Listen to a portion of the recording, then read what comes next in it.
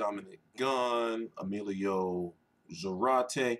Um, Joseph Parker is the WBO heavyweight champion. He is 23-0 with 18 KOs.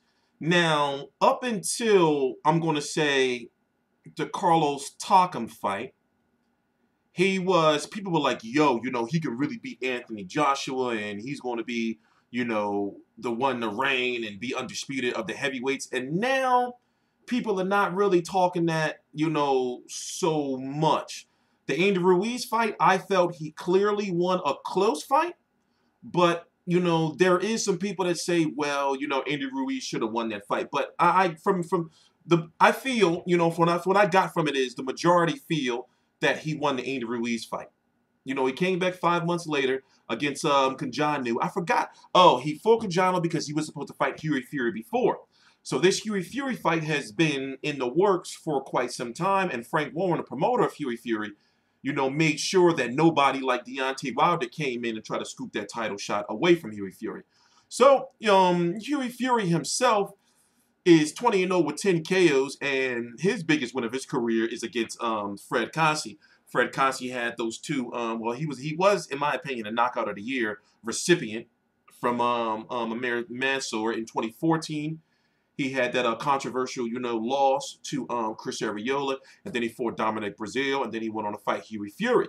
So it was one of those fights like, okay, if Hughie Fury win, this is a nice solid win for him, but now he's fighting for a title, and I'm looking at it like, yo, this has the potential to be a boring-ass fight.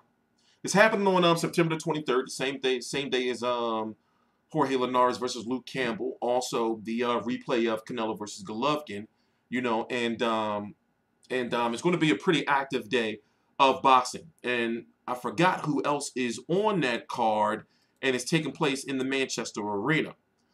Pretty sure it's going to be on BT Sports and or Box Nation. I don't know how they do that, whether they show them on both or one or the other.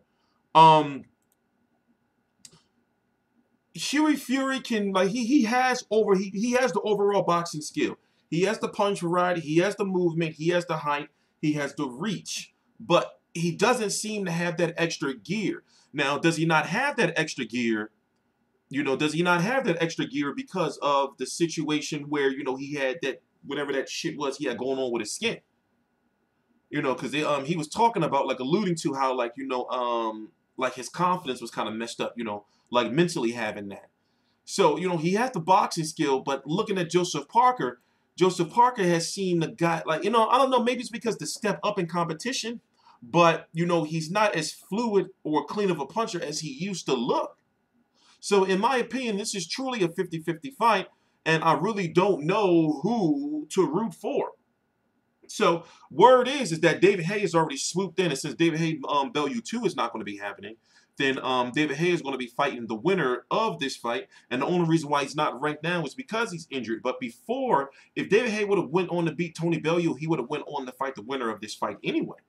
So it's being said that if it's Hughie Fury, it's definitely a go, for Fury versus Haye in December. If it's Parker, we don't know, but we do know that Eddie Hearn has already met with the promoters. The videos here, the interviews on the channel.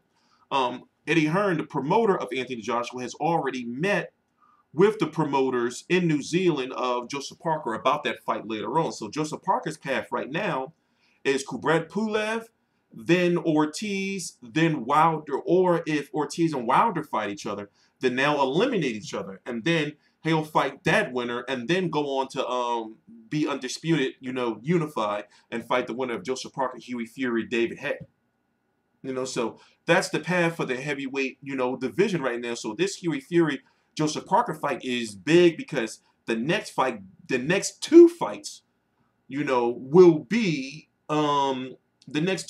be big money fights for the winner.